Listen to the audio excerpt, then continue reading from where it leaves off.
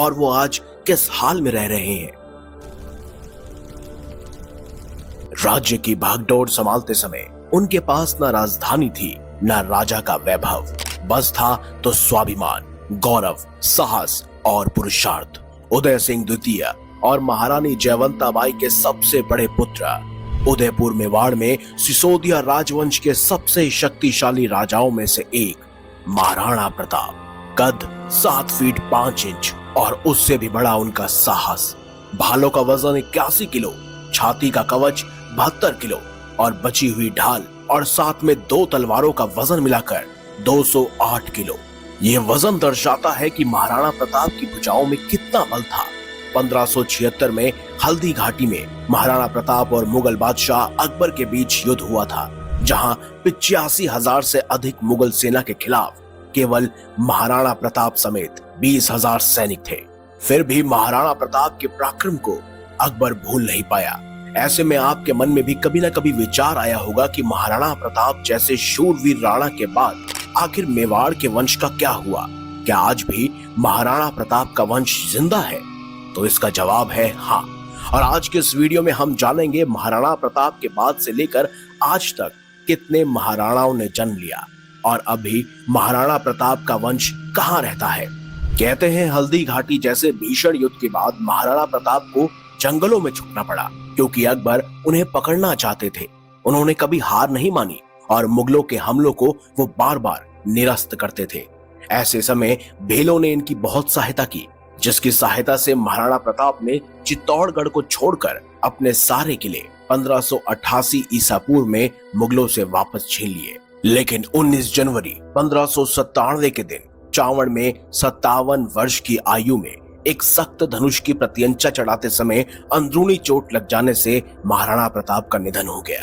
उसके बाद अगले महाराणा बने महाराणा अमर सिंह, जिन्होंने मुगलों से लगातार 16 वर्षों तक युद्ध किया, 6 बड़े हमलों का सामना किया और उन्हें सफल नहीं होने दिया। 1615 ईसा पूर्व में मेवाड़ मुगल संग्राम का अंत संधि के साथ हुआ। इसके बाद आए महाराणा कर्ण सिंह। इन्होंने मुगल शासकों से संबंध बनाए रखा और आंतरिक व्यवस्था सुधारने और राज्य निर्माण पर ध्यान दिया। अगले थे महाराणा जगत सिंह, जिन्हें उनके अतुल्य न्याय व्यवस्था के लिए जाना जाता है। फिर आए महाराणा राज सिंह। ये मेवाड़ के उदय का काल था। इन्होंने औरंगजेब से कई बार लोहा लेकर उसे युद्ध में मात दी थी। इनका शौर्य, पराक्रम और स्वाभिमान बहुत प्रसिद्ध है। इन्होंने राजस्थान में राजपूतों को एकजुट किया। महाराणा राज सिंह जी को महाराणा प्रताप जी का ही अवतार माना जाता है। इसके बाद सत्ता में आए महाराणा जय सिंह, फिर महाराणा अमर सिंह द्वितीय। इनके समय में मेवाड़ की प्रतिष्ठा बढ़ी और उन्होंने कृषि पर ध्यान देकर किसानों को संपन्न बना दिया। फिर आए महाराणा संग्राम सिंह, जिन्हें न्याय, निष्पक्ष, सिद्धांत प्रिय और अनुशासित, साथ ही आदर्शवादी माना जाता है। इन्होंने 18 बार युद्ध किया और मेवाड़ राज्य की प्रतिष्ठा और सीमाओं को न केवल सुरक्षित रखा बल्कि उसमें वृद्धि भी की। फिर आए महाराणा जगत सिंह द्वितीय। ये एक दूरदर्शी और विलासी शासक थे। इन्होंने जल महल बनवाया था।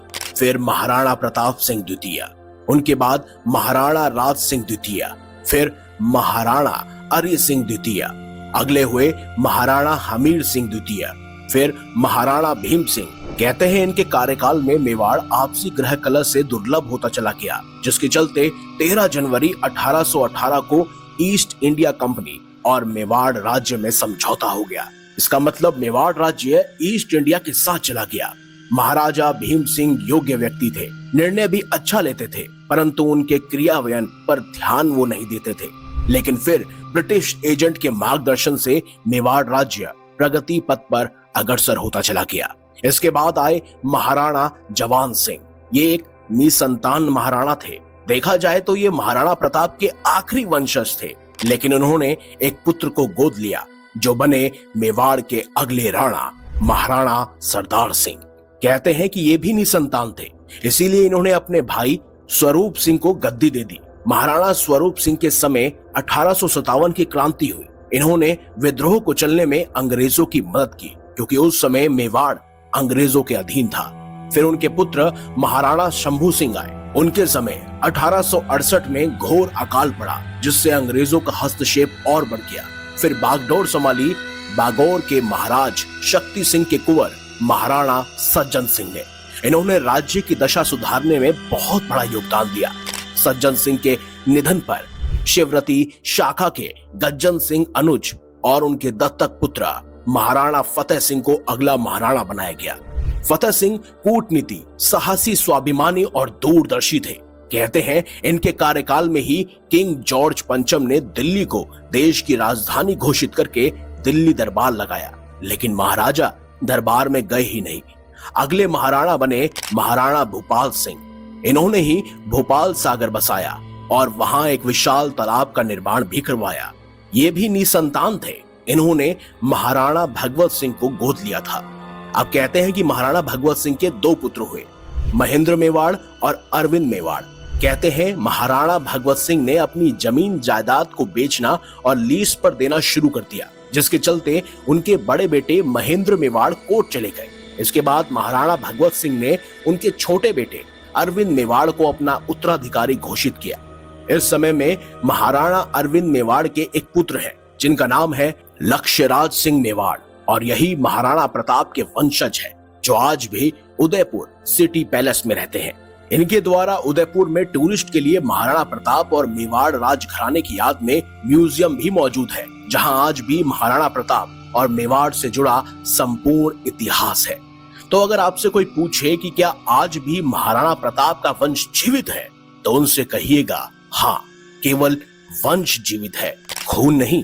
क्योंकि इतिहास को अगर गौर से देखा जाए तो महाराणा प्रताप के आखिरी वंशज जिनसे उनका खून का रिश्ता था वो थे महाराणा जवान सिंह।